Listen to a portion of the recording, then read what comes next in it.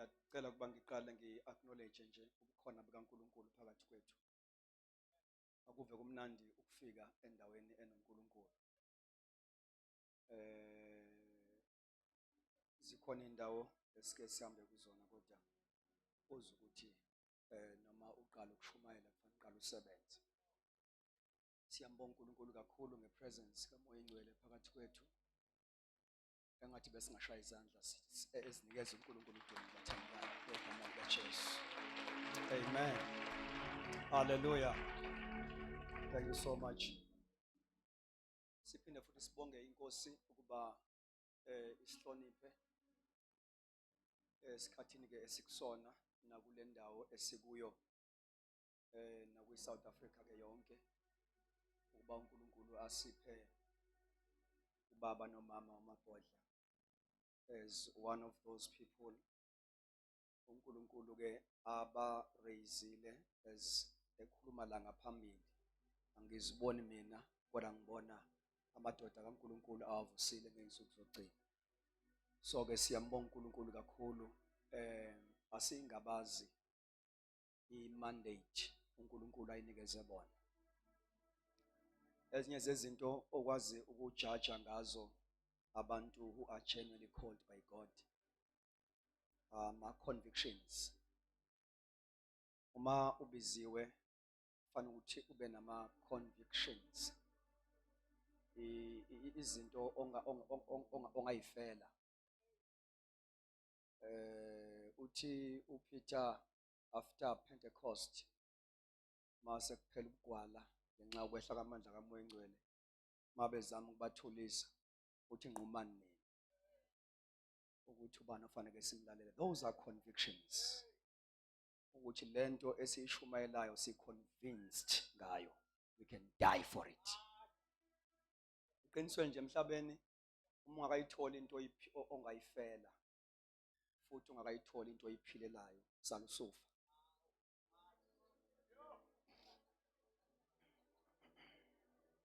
So life without a purpose is meaningless. Is meaningless. So uma impilo izoba ne-meaning kuwena kufanele ukuthi udiscover something ongayifela, something futhi oyiphilelayo. Uthi ke uPaul ukuphila kimi kunguKristu, ukufa kuyinzuzo. So ke ngizama ukusho bathandekayo ukuthi as we observe iministry kaMpostoli uMboyazi, we sense that ukuthi is a man of convictions who can boldly preach what he believes. Alibonga igama leNkosi. Sibashayile izandla bathandekayo kakhulu.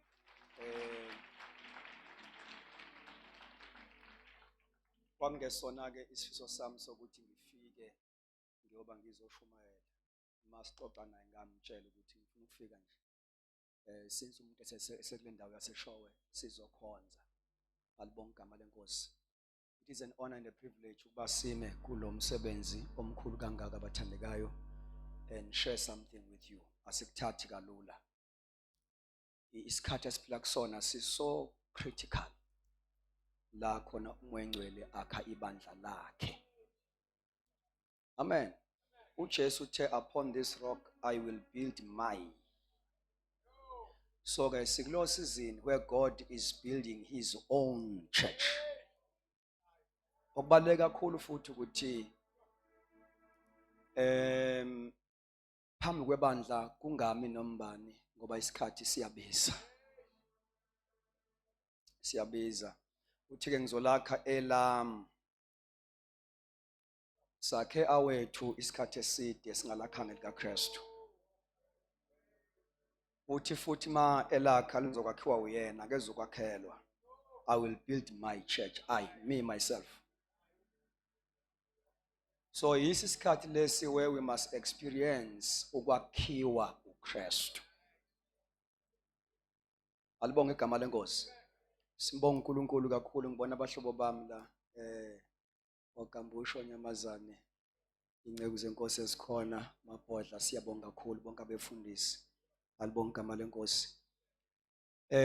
Bathandekayo useshilo ngihamba nonkosikazi wami uNdlunkulu, mfowethu uNgcolosi baningi nabanye abakhona esinabo la from where we belong.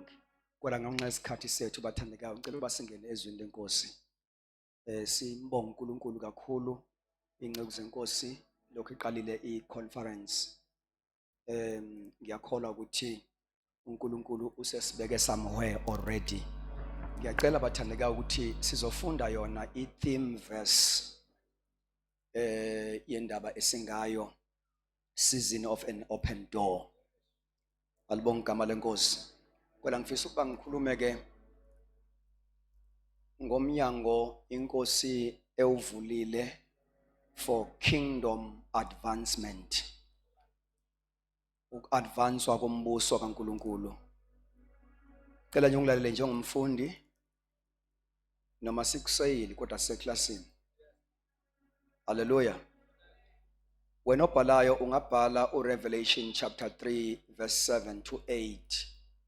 Kodwa sofunda kuphela uverse number 7 and 8.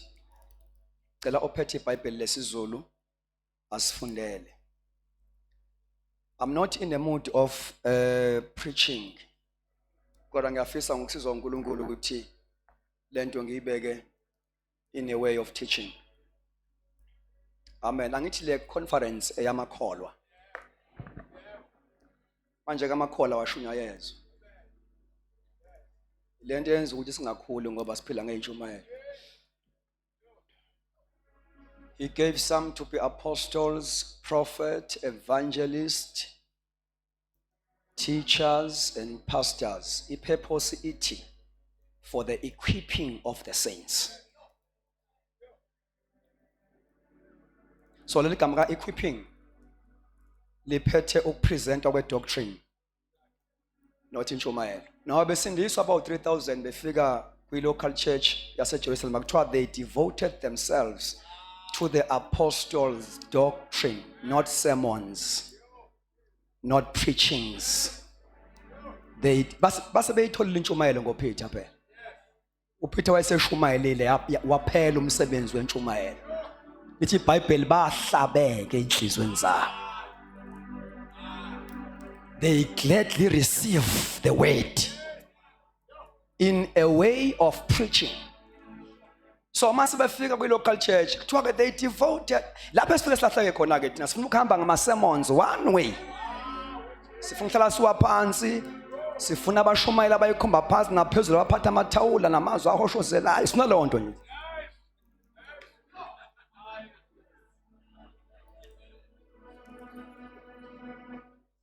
Lalelani bathandekayo. There is no growth kwi-preaching ne-sermon. I-preaching is good ukukufaka ensindisweni. Kodwa it's not good ukukugxilisa ensindisweni. Ungangena kodwa ungagxili. So even imandate uJesu ayinikeze abathunywa ini bathandekayo. Ngoba uMatthew 28 verse 19 uJesu uaddressa abapostoli fivefold ministry. Uthi go therefore and make disciples. Don't make converts.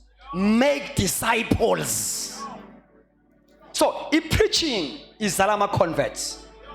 Kodwa i-discipleship izala abafundi. Lalelani. And sizoyibhuda i-season of umnyango ovuliwe. If sizoremaina kwi-level of being converts. uNkulunkulu mayesebenza akasebenzi ngabaguquki. Sebenza ngabafundi abaye bagraduate bangena kwi-level of being servants and ministers. So Matthew 28 verse 19 to 20, Jesus is giving a mandate here fivefold ministry. It is a fivefold ministry that is responsible to disciple. Then verse 20, teaching them to observe all that I've commanded you. Don't teach them anything. Ibandla line syllabus. nibafundise ukugcina konke enginiyale ngakho, not anything. So when you address the church, awuthathi into ngoba uyizwa imnandi uyilalela ku TBN buthi engathi ngayifundisa ke le bandleni. No, we teach the church izinto esingama commands kaJesu.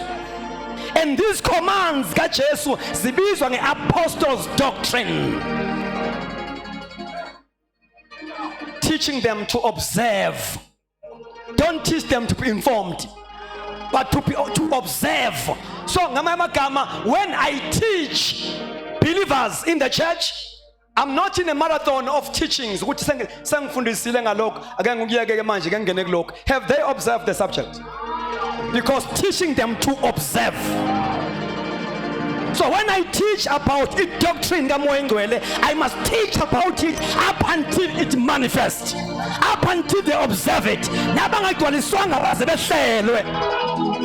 Teaching them to observe all that I've commanded you. When I teach about spiritual gift, I must teach ngama gift kamoya as I operate, teaching them to observe all that I've commanded you.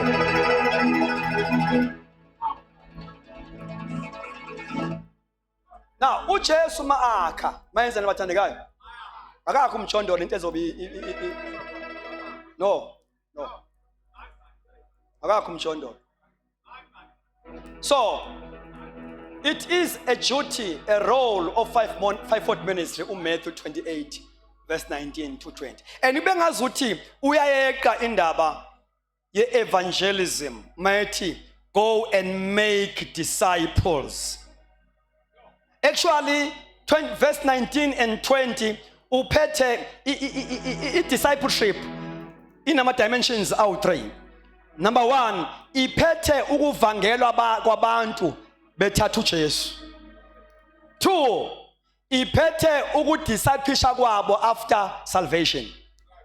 3, iphethe ukuasharishwa kwabo to their gift and ministries, to become servants. So ibandla lendawo inibathandekayo kufanele ukuthi libe umaphekethulula i-local church. Bayangena through salvation, mase bengenile bayadisciplishwa ukuze bangahlali bengama spectators, bangahlali bebuka umfundisi, ngoba ibandla elingumzimba omalunga alo a-operate liyasinda. Yes. So, your discipleship that prepares you to become a minister. To be a minister, akusho ukuba ngumfundisi. Ngoba futhi uyaba ngumfundisi kodwa futhi ube ungekho capable to minister. Actually, ubufundisi is just a status. And uJesu akekho kwibusiness yokuhabe fundisi. uJesu kwibusiness ka Ephesians 4:11. Uyabona ungaba umfundisi kodwa ungabi kuleya category ka Ephesians 4:11. Ungatholakali khona. Niyenza kodwa bathandekayo. Very important. Ibandla alakhiwa ngobushumayeli. Ngokuba yipreacher. Ngoba uma uJesu ethi ngizolakha ulakha yena through these 5 ministries as the extension yakhe, ngoba Jesus was an apostle, Jesus was a prophet, Jesus was was a teacher, was a pastor. So mangabe nyunga lithi nguye lo futhi wathi mayinyunga waphinde wenza abanye ngamagama wa release these 5 offices. Njengoba ubona uElijah mangabe nyunga ekade elandelwa uElisha, ngiyenza kwi subject yosuku futhi ngeke ngihlale isikhathi esidebathanikayo. I'm coming. Elijah enyuka, there was this young man by the name of Elisha. Ifuna umoya obu Elijah ukuthi udablishwe kuyena. Now uthi Elijah, uma ungibonile ngithatha uzoyithola lento oyifunayo. Ngamanye amagama ala manje ukukhonza kwakho akube nefocus. tema ithathu Elijah wayirelease imantle, a prophetic mantle. Wayithatha umfana before ayithathe wagumula igqokile.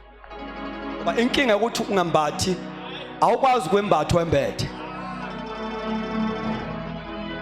Siyagumula before sembathe. Afanta hlubule zakhe. Athathe le yehlayo. Yezwakala. It was a prophetic mantle eyehla nje i1. Yehla kumfana uElisha. Ake sithi ngegama lika Jesu. Ake sithi ngegama lika Jesu. Wayithatha umfana, uthema ngabe ithatha, waqala wasebenza ngayo. The first miracle ayenzile. Amadodana abaprofeti mangabe bukele observer. Athi the spirit of Elijah is upon Elisha.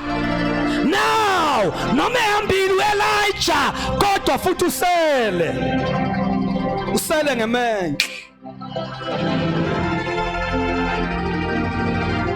Usele ngemenhle. Jesu hambile kodwa usebandleni ngamamenhle zawu5. Ngoba ay extension uthengiso lakha yona ndlela lakha ngayo ke leyo ulakha ngalama ministries ngoba uthema ngabenyuka naye wa release wenza abanye abapostoli abaprofeti kanjalo for the purpose of equipping the saints. Njengoba amadodana abaprofeti abone umoya kaElijah phezu kwaElisha, fanele kube njalo abantu abazikhonzi kaKristu. They must carry the spirit of Jesus.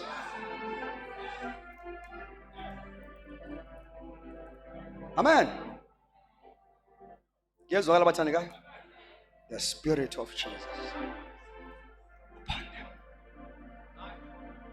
Now, lapha kuRevelation chapter 3, banofunda ngesizulu.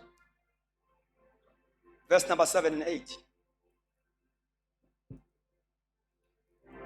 Nakuye ingelosi yebandla lasePhiladelphia loba ukuthi nakho akushoyo ongcwele oqinisileyo onesihluthulelo sikaDavide ovula kungavali umuntu novala kungavuli umuntu uthi ngiyayazi imisebenzi yakho bheka ngimisile phambi kwakho umnyango ovuliwe. For the sake of time ngicela ukuthi ubambe la magama uthi I know your works. Bese ethi see, I have set before you an open door. Amanye athi behold. Kuyenzeka uNkulunkulu abeke noma amise an open door, but sibe unable to see. So see. Now, engathi le conference izosho njalo izothi see. Bakenzeka uvuleke ungawuboni. Behold. Now, as we know bathandeka, I want to believe ukuthi abakhonzi bakaThixo who ministered before me, they did give a background. uJesu uvela lapha kumpostoli uJohn usesiqhingini sePatmos. Hallelujah. Yeah. Umnikeza ama messages alama local assemblies awu7. Yezwakala bathandekayo. And into ebalekile ngalama local assemblies ukuthi number 1, they were physical and also symbolical. Yezwakala bathandekayo. Now ngamagama ke okubalekile ngalokho futhi ukuthi imessage uNkulunkulu ayinikeza lamabandla, yes, yayiya kuwo lamabandla, kodwa futhi imessage ephinde iye kumabandla of all ages. uNkulunkulu ukhulume kulamabandla awu7 inkulumo ayikhuluma kumabandla awo onke ama ages dispensation. Even the church leli esiyilo alibonke igama lenkosi. So ngamagama alikho ibandla elingenayo i-condition, at least 2 or 1 kunamabandla awu-7 amentionwayo. Uyakwazi lamabandla ayisikali kuthiwa yini lento ofuke ume kuyo kuthiwa yini? Yes, you can find ngizobeka kanjani, ake ngibe ngendlela ozoyizwa, your denomination, i-condition yebandla okulo as uma phezu kwalama messages awu-7, you can find your condition there. So God was speaking to them, but a message was addressing ibandla lika Jesu in all ages. And Philadelphia then was strategically positioned. Albong igama lenkosi.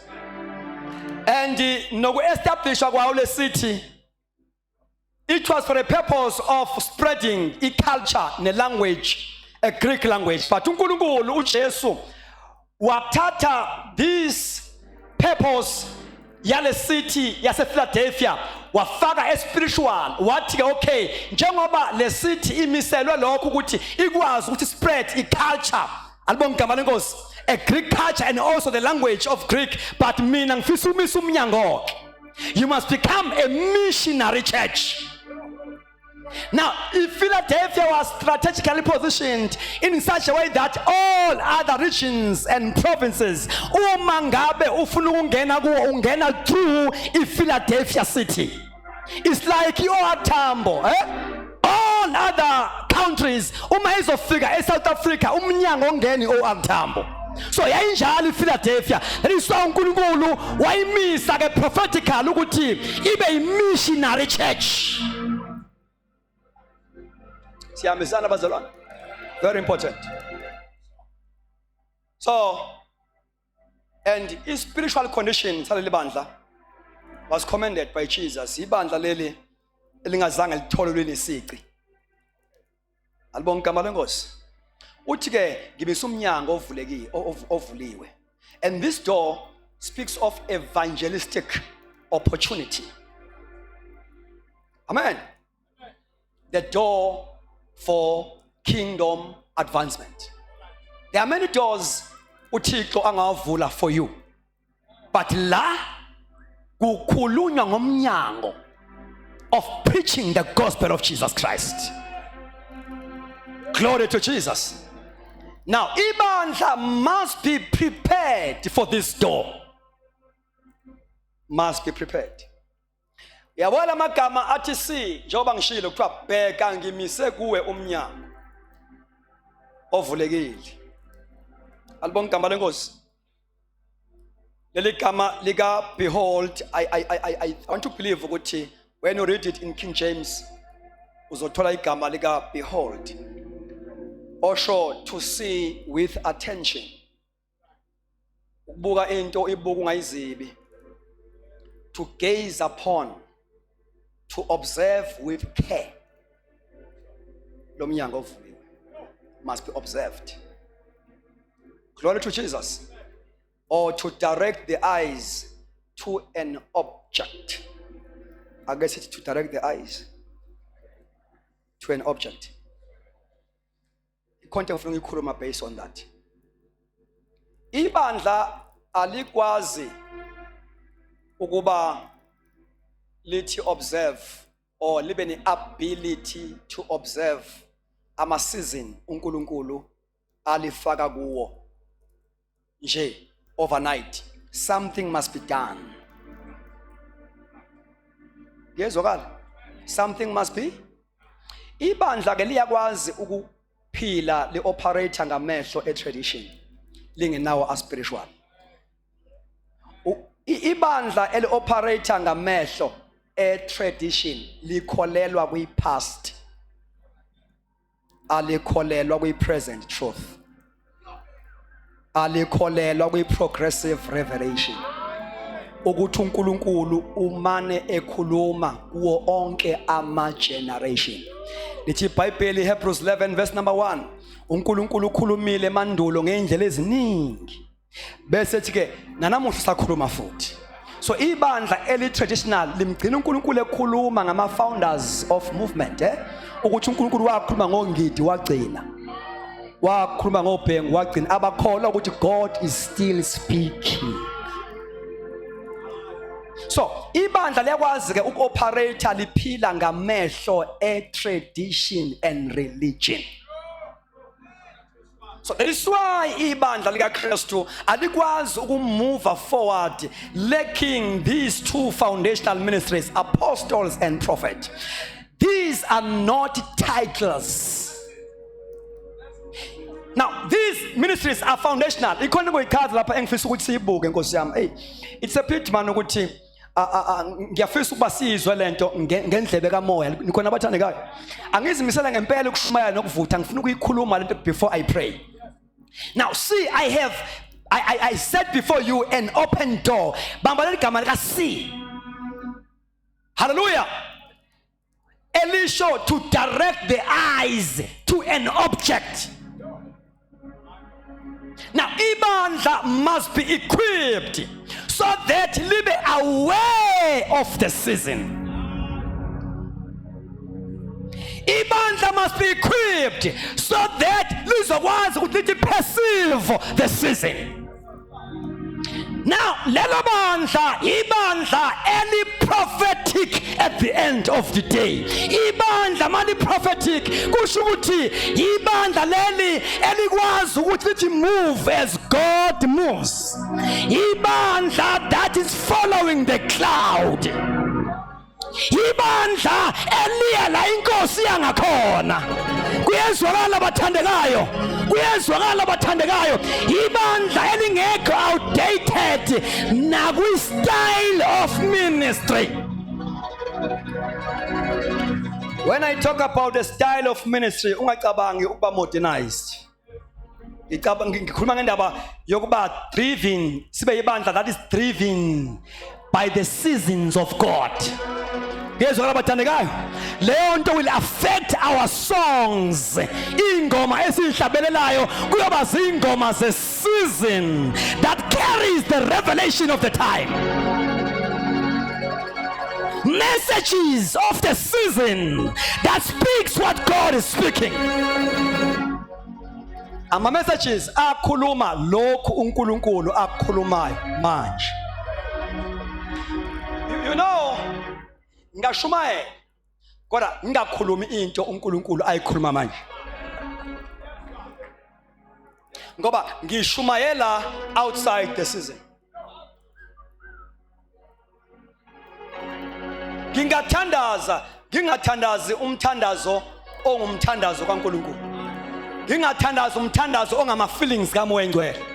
Ngingathandazi umthandazo prophetic because ngithandaza outside the season of what God is doing. So when we are going to pray prophetically, we must catch up the season so that when we pray prophetic prayers. Our prayers are relevant nokuthi uNkulunkulu wenzayo.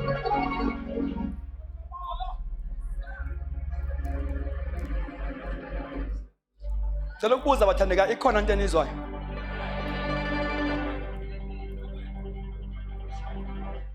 All right.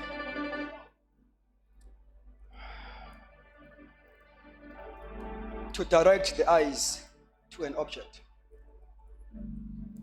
So, uma ufunda laphaya ku Proverbs chapter 10 verse 5.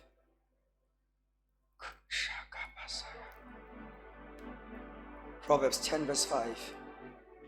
Ungalifunda ngesizulu kodwa isizulu siyageja, sifunde sona. Siyageja kodwa kule ndaba engizoyifunda. Isaiah 10 verse 5. Obutha ehlobo uyindodana ehlakaniphileyo. Olele ubuthongo ngesikhathi sokuvuna uyindodana ehlazisayo.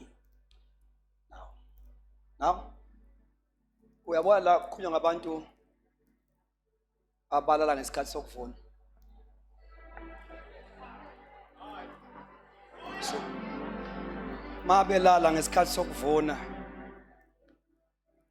kusho ukuthi la bantu they are dull in their hearing. Abana ama senses of hearing what God is doing, and amehlo abo agcwele ungwengwezi. Balala ngesikhathi sokuvuna. alala. Now ibandla ke ngithi alikwazi ukumana libe neability to discern the season overnight. Liyafinyelela kulokho, liyenziwa ukuze likwazi kuba naleyo ability. That is why kunama ministries okufanele lidezele wathola from time to time. Ngoba lama ministries ahudla amehlo, asusungwengwezi, so that we can see. Lama ministries keep his gono so that you can hear. Ama ministries at my scared to go receive sibe sesibona something ebesikade singayibona. Right. Ngicela ukunikhathaza futhi ngokufunda iscripture. Ephesians 3 verse kuzofunda mina sisla. Nkosi yami. Ibandla kufanele ukuthi libe competent. Kezwakala. Uyabona indaba uma uzoyifunda ngeTPT ithi know the importance of the season you are in and a wise son you will be. So ibandla alikwazi ukuba you wise son overnight. It must be equipped to become a wise son. Glory to Jesus. Hallelujah. Now and then kuthiwa but a waste. Okay, and a wise son you will be, but what a waste. What a waste. When an incompetent son sleeps through his day of opportunity. Incompetent son sleeps during the day of his opportunity. Now, let it come incompetent. Umuntu manje aba competent. Kunezinto ofanele zenziwe kuyena. Nkosi. So, umsebenzi owenzayo ungawufundela uwenze kodwa ungabi competent. So, ukuba competent for any work that you are doing, kufanele uskillwe, uequipwe, uhlonyiswe so that you become competent. Lalela. Abafundi bakaJesu babethandaza, babenjani? But they were not competent in their ministry of prayer. That is why bathi Jesu sifundise ukuthandaza. Njengo John wabafundisa abakhe abafundi. Teach us how to pray. Bayathandaza kodwa they want to know the how part of it. Sifuna ukwazi ukuthandaza as you pray ngoba siyabona ukuthi indlela othandaza ngayo masizikala we are not competent. So teach us. Bafundisi bami with your respect ayi ngoba ngingcono kulento engizoyisho. Asinga impress especially emabandleni in the local churches. Let us indoctrinate believers. You see, uma uzwa uthisha wezwe ngoba onke lama ministries of 5 they must have an element of teaching. Onke nomvangeli must have an element of teaching. Uthi bewazi ukuthi umvangeli is not called for sinners. Evangelistic ministry is mentioned in Ephesians 4:11. Now is to equip the saints, not sinners. The saints. Not sinners, the saints. So, the main calling yomvangeli is to equip the saints with dimension of soul winning. But equip, but in different dimensions. So an evangelist, uma esebandleni wenza ibandla lifocus outside. Wenza ibandla libe nenkwankwa, libe nendlala yemphefumulo. He equipped the saints to win souls, to become soul winners. Yabona abantu abangalifundi iBhayibheli. Bathi umvangeli umuntu wasemahlathini. Umuntu nje wasemahlathini. Cha, owasebandleni mfana. OkweBhayibheli. To equip the saints. To equip the saints. Now, lapha ku-Ephesians bengifuna ukukhuluma indaba abathandekayo. Ningibekezelele bathandekayo ngizoqeda ningibekezelele. Yabona lapha ku-Ephesians ngicela siwabuka amaBhayibheli ethu, especially kwi-New King James. Ngiyakuleya ndawo yokuthi to see, behold. Now, Ephesians chapter number 3. Kelwambe nami nje. Uyabona verse number 4. Okay, verse 3 uthi, how that by revelation he made known to me the mystery, as I have briefly written already. So ungazisile imystery ngesambulo. Alibonga igama lenkosi. Bese ke, by which when you read you may understand my knowledge in the mystery of Christ. You see? Umpostolo palala. Uti, as you follow my teaching, you will understand the mystery of Christ. Because apostles and prophets, they've got a special grace to cause the church to see the mystery of Christ. Now, utige verse number 5, which in other ages, this mystery, in other ages, not made known to the sons of men. Gamakama, the mystery, ayazange yambuleke, kuma ages adlule, kuma generations adlule. Besetige, as it has now, it's now been revealed by the Spirit. Now, utige, njongoba yembuliwe manje ngomoya. Uyambula ngomoya, eyambula kubapostoli nakubaprofeti ngomoya. Wambula into engazange yambuleke kuma generations adlule, ngoba ibandla eline apostolic and prophetic liyakhela kwiqiniso lamanje, kwisambulo samanje. But the church that is lacking apostles and prophets, lapha kwiqiniso elidlule.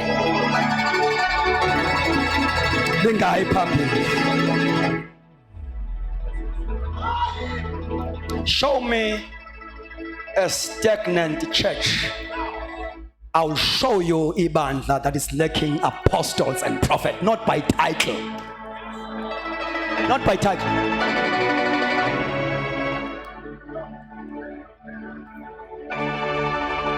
Has made known to me now. Yes, njalo ibandla liyadinga a now wait. Njalo Nkosi yami, njalo liyadinga a now wait. A word of a season, a word of this generation. So when we talk about a now word, asikhulumi ngento that is outside the Bible. Because sikhuluma ngokuthi uNkulunkulu uyakwazi ukwambula amaqiniso ebefihliwe in the scriptures, awambule through these ministries. Akayikaze nansi into bathandekayo eJesu. Kuthiwa nakhiwe phezu kwesisekelo sabapostoli nabaprofeti. Nakhiwe continuously, nakhiwe, being built. Yazwakala phezu kwesisekelo sabapostoli nabaprofeti. Yazwakala asakhiwa, ibandla alakhiwa phezu kwabapostoli nabaprofeti.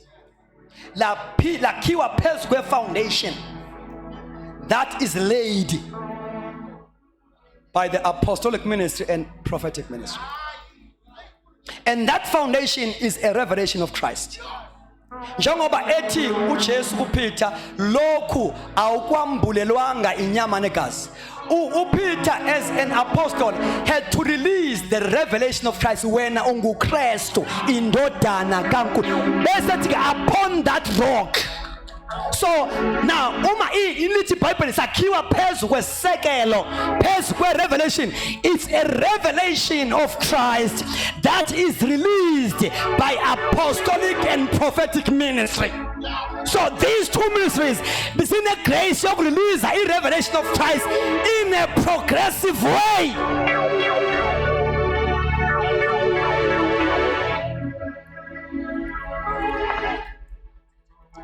Now, yabona ke verse number 9 ngizoniyeka manje ngizoniyeka ngicela nginikeze ithuba ngizoniyeka.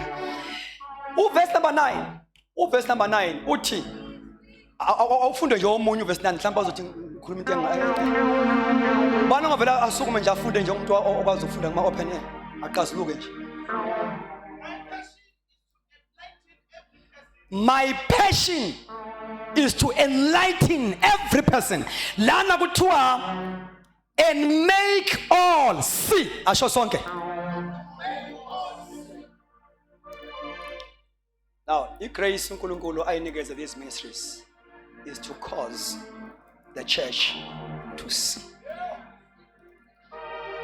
To see and perceive the mysteries of Christ. Hallelujah. Now, angikwekele lokho kunye ngingasigcineni. Now, ungakhohlwa njalo. Sesizini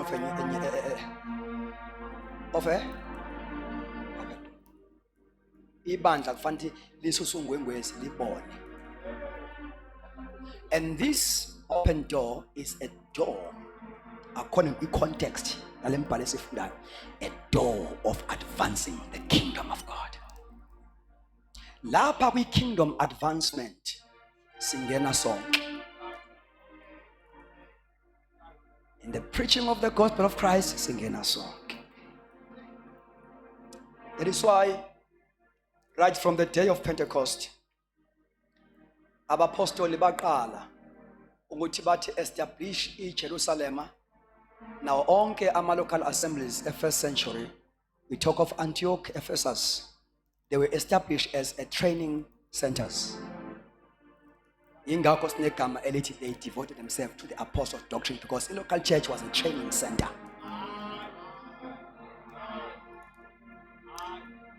Lapha uNkulunkulu a trainer khona, you can expect the release of ministries again.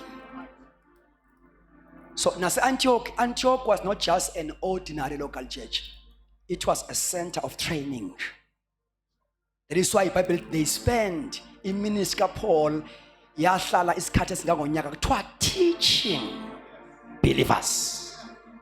As a result, uNkulunkulu was able to release ministries because God cannot release lapho kungekho khona i-training.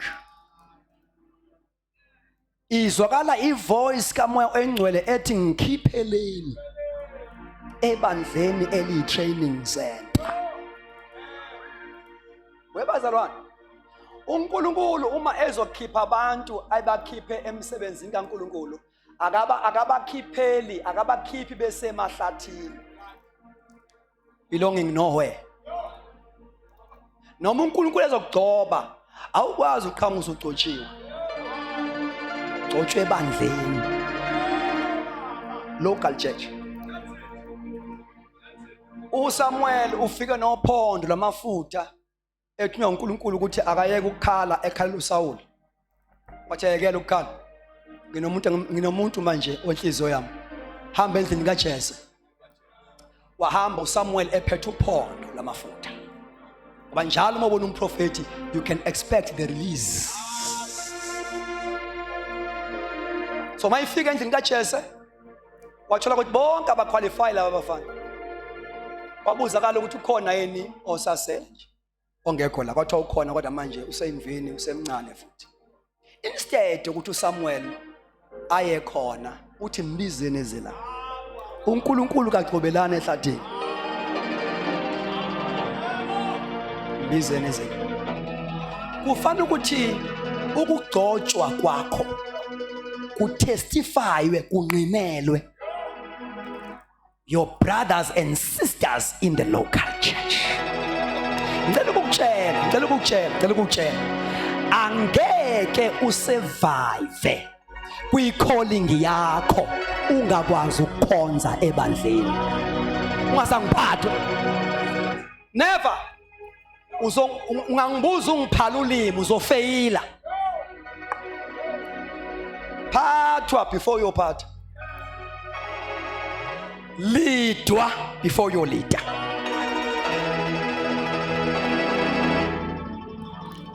Umuntu ongayazi local church uyabonakala noma sengumfundisi akwazi ukukhonza akazange aphathwe. But come we say man of God.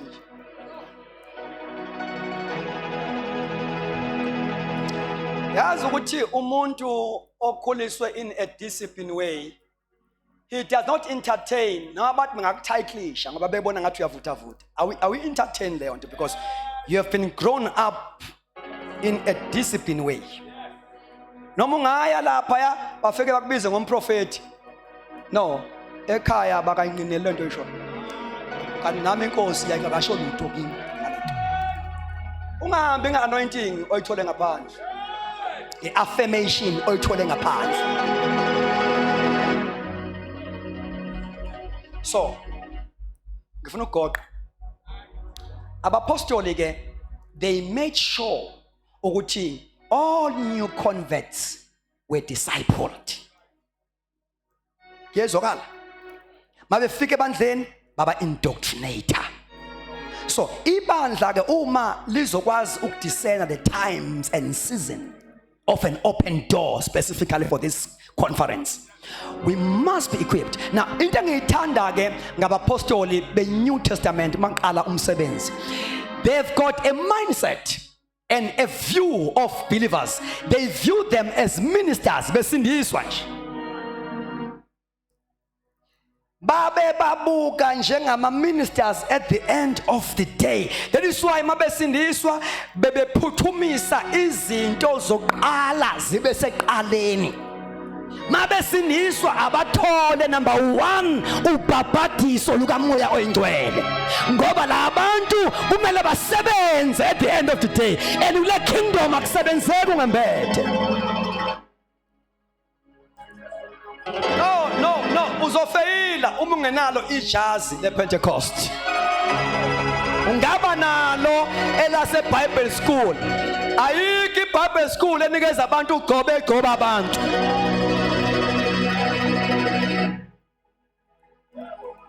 Ngoba ne theology bana yonke into kodwa uleke ijazi lePentecost. As a result, you will inform us, not transform us. Impact ngolwazi kodwa no transformation. Now they were equipped, and abapostoli they had no jealousy. They were able to recognize ministries and use them accordingly. Now bakhula ke abazalwane speed ingakho kuthe makufika ipersecution. Washo ukuthi ipersecution mayifika ku chapter 8 book of Acts, ibandla instead ukuthi life liyelathelwa uPetrol ngoba lifike labantu aba-equipiweyo. Ngiyezwakala abathandekayo ba-equip, and mabe-equip abantu be-equipa for ministry to utilize this open door of advancing the kingdom. Fanele sazi ukuthi bathandekayo, once nje wangena kule kingdom of God, you are a minister. All you need to do is to discover a ministry uNkulunkulu akunikeze yona, a gift uNkulunkulu akunikeze yona. I used to say, ukuze ibandla libe effective, kufanele ukuthi sidelete le wrong and false concept ethi kukhona ukuba full time kwi-ministry, kukhona ukungabi full time kwi-ministry. Uma usindisiwe unoJesu enhlizweni, you are full time, you are a minister. Now ukulayisha akusho ukuphatha i-microphone ushumayela. Now ibandla masodla umhlaba kufanele ukuthi amakholwa lawa sipaint picture yokuthi you are a minister ulapho sebenza khona kwa education. Ungasiyeki isikole inkosi ingashongo, ungawuyeki umsebenzi inkosi ingazange isho, ngoba ulapha yana nje you are strategically positioned by God. Unabantu umabhodla engekabawine abazowina uwena in a working environment. Fanele siyikhiphe ibandla lazi ukuthi how to minister at a workplace la inkosi ngibeke khona. Alibonga igama kaJesu, ngoba wonke umuntu unomnyango ovulekile to advance the kingdom of God. Wonke umuntu, and kuronke ihlobo sami ukuthi uze uzoba nesikhundla ebandleni sokulida ungakwazi ukuzala.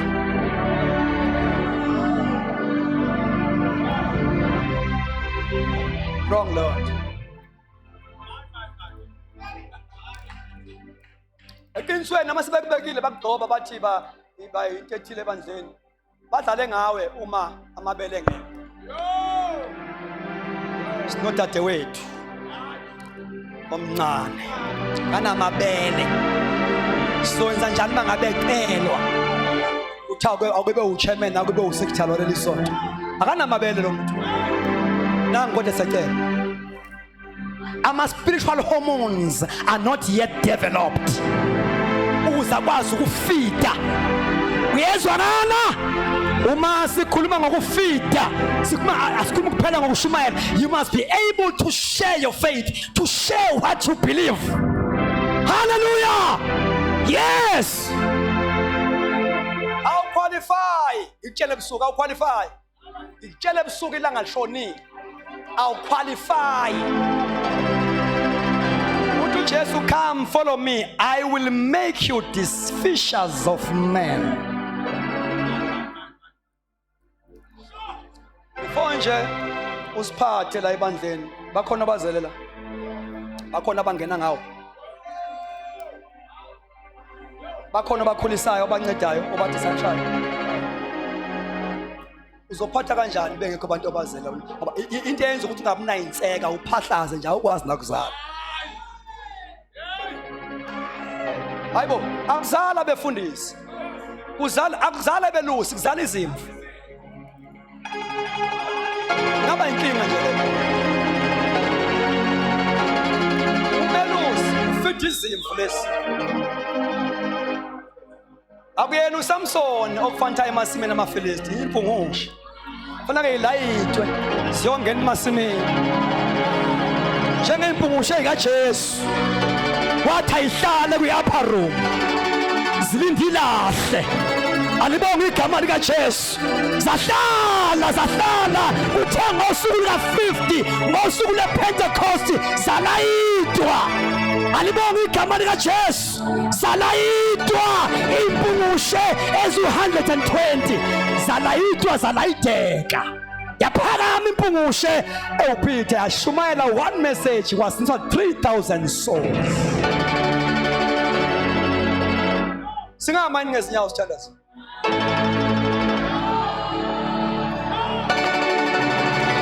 Shamando za kapala kedes. Ela kapala dose kapa. Yaizu Nkosi iyaphaga. Impi yensuku zokugcina. Umnyango uvulekile. Ngegama likaJesu amasimo avuthiwe. Ngegama likaJesu go therefore lona sithumayo uphethe ikhiye zikaDavide. Glory to Jesus. I-authority ayinikeziwe eyawuvula kungabe kusavala muntu. Ngegama likaJesu an open door to minister has been open and no one can shut it. Sheka patakala. Can we lift up our hands and close our eyes? Give some more into the God. loba ngizwa umoya engcwele ehlisa amandla ngizwa umlilo wangasentla inkosi is releasing something upon your head. Your ministry will never be the same again. Ngegama lika Jesu, ngegama lika Jesu, I want to pray with people abathi moya wengcwele light mina tonight, light mina tonight, light mina tonight. Holy Spirit, light mina tonight. I want to make use of an open door. You can run forward like a madman. I want to pray for you. Shakapala kadosaya. Ela mazaka pale. Shakapala. Ikonte ngenzawo mabhodla ngiyamuza uNkulunkulu. Ngiyayizwa inkosi yanyakazisa. Bafundisi bami ngiyamuzwa umdala weinsuku. Ngiyamuzwa uSomandla. Ngegama lika Jesu ngiyalizwa ishumela lika Jesu impande kaDavide umlodla ononkothulayo the God of the church. God wants to elevate your ministry to operate on a higher dimension. Run, run, run, run. Ola makatapale pakatele zika pakatela uNkulunkulu uyaqoba namhlanje abafundisi bami ngegama lika Jesu namandla ngiyayizwa inkosi ngiyamuzwa umdala weinsuku likhoni lahle likhoni lahle likhoni lahle ngiyawezwa amandla ikhonto ezawudilika ikhonto ezawudilika tonight ngegama lika Jesu ngegama lika Jesu. Can we all pray bathandekayo? Can we all lift up our hands? Pray. Man of God, inceku senkosi ibandla lisathandaza. Can you please help me? Sibeke izandla kulaba. Inkosi ngobile. Inkosi nembathisile. Mandosa tapala. Ketepele kadasha. Nanka amandla abafundisi bami. Singasibeka izandla. Be a point of contact. Nanka amandla bayathola abantu. Bayathola, bayathola. Bayahlelwa. Ngiyawezwa. Ngiyawezwa. Ngiyawezwa. Kunamafa ahlanganayo. Kunamafa ahlanganayo. Kunamafa ahlanganayo. Ngizumlilo. Ngizumlilo. Your life will never be the same. Oh, shakapata kata kata kata, rapakata kata kata, zeketa pakata kata kata. Ngiyawezwa, ngiyawezwa, ngiyawezwa, ngiyawezwa, ngiyawezwa. Shakata pakata kata kata, ripakata kata kata, sota pakata kata kata. Ngiyawezwa. Bayambata. Bayambata. Bayambata. Bayambata. Bathandekayo ngiyawuzwa, ngiyawezwa amandla. Ngiyezwa. Nawe lapha emuva. Receive it. Receive it. Receive it. Receive it. The door is open before you. You are a preacher of the good news. The door is open. You are a minister. The door is open. Allow the Holy Spirit to train your hands for a hoe, to train your fingers for a pecker. Shamaya Kadase Postori Maposa Ela Basaya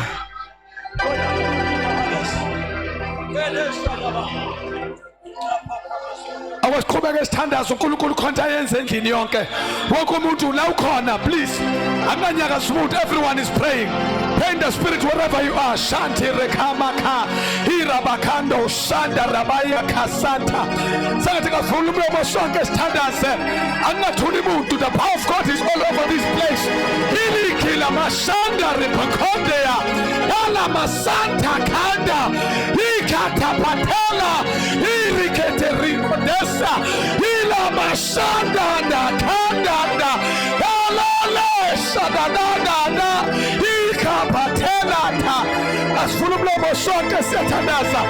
There's too much of glory in this place. There's too much of power in this place. There's too much of anointing in this place. Shenda makala brokosa ila mashanda riprokonde masia ela mashita prikondosia ni prokondia la masia la ma ila iboni kubo yekasimulo yesela paswa madamatile iboni kubo yekasimulo yesela paswa fulumlomo shalabaza lentu kulukula yenzayo with prayer shana ithele ikondoni ngalabantu baramoya bafulumlomo yabo bathandaze ngalabantu baramoya pray in the spirit. There's glory in this place. Shala la la la la Medela du sidilika ili pitili bizili kibashia iki pukuduni kitikadasia ili titila la masiliki Salabatu baramoya. Do as the spirit leads you. Yes, I do my God upside baba. Yes, I do my God Oshala baba baba baba Prekeli pruko suriti Hiti kutibiti la basia Talaba prophet mamtandaso Matende nidona yamo Nangapa nduyako Because something is happening in the realm of the spirit. Shilili kilili kilili kilili Kilili kilili kilili kilili Kilili kilili kilili Kandima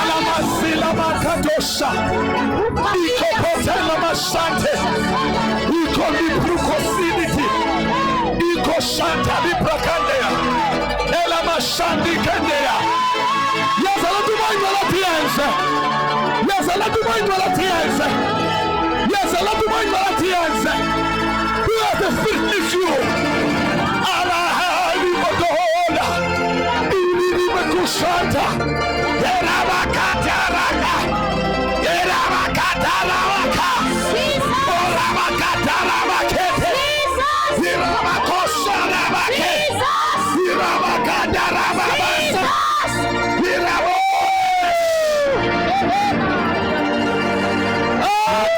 Oh God.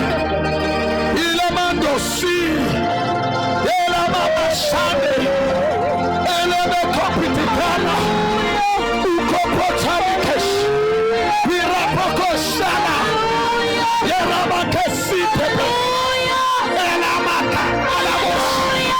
Eramakamakote. Viramakadalabakash. Eramakadalabakaya. Urobokoposana. Ukopotelamashika. Behold, I set before you an open door. We are advancing the kingdom. The principalities, the strongholds.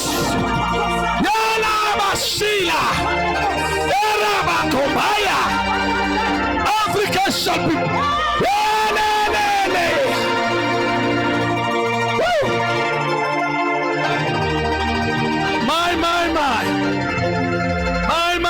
My.